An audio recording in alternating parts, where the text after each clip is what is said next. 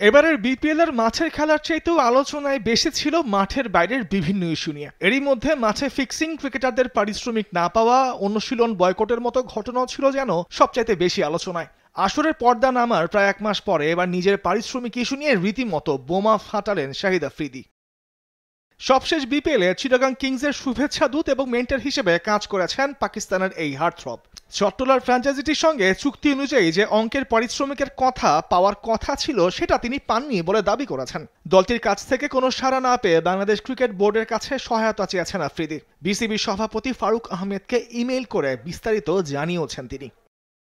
আফ্রিদির সঙ্গে ফ্র্যাঞ্চাইজিটির চুক্তি ছিল মোট $1,00,000। এর মধ্যে $50,000 দেওয়ার কথা ছিল বাংলাদেশে আসার পরপরই। আফ্রিদি দাবি করেছেন এখনো পর্যন্ত মাত্র $19,000 দেয়া হয়েছে তাকে। রোববার ক্রীড়া সাংবাদিক এবং বিশ্লেষক রিয়াসাদ আজিমকে তিনি এই কথা নিশ্চিত করেছেন, যেখানে তিনি নিজের পারিশ্রমিক বুঝে না পাওয়ার পাশাপাশি চিটাগাংয়ের মালিক সামির কাদের চৌধুরীর সঙ্গে যোগাযোগ করেও সাড়া না পাওয়ার কথা জানান এই ক্রীড়া সাংবাদিককে। No, he told me that I will pay you. You come. I said no.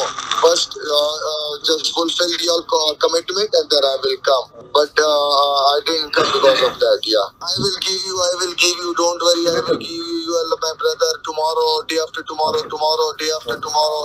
This is what he was saying. Bad action. I was there to support Bangladesh cricket. But the commitment from the team mother was very, very bad. No, not like this. If I'm a family member, so the family member should don't behave like this, you know. এই ব্যাপারটি নিয়ে কথা বলেছেন চিটাগাং কিংসের মালিক সামির কাদের চৌধুরীও। আফ্রিদিকে সম্পূর্ণ পারিশ্রমিক পরিশোধ না করার বিষয়টি স্বীকার করেন তিনি। আফ্রিদি বাকি টাকা পেয়েও যাবেন বলেও আশ্বস্ত করেছেন এই ফ্র্যাঞ্চাইজিটির মালিক। 21,000-এর মতো দেয়া হয়েছে, বাকিগুলোও পেয়ে যাবে। এমন তো নয় যে পাবে না। উনি তো আর ক্রিকেটার নন, ওনারটা উনি পেয়ে যাবেন। There is no dispute. যার তারা থাকতেই পারে।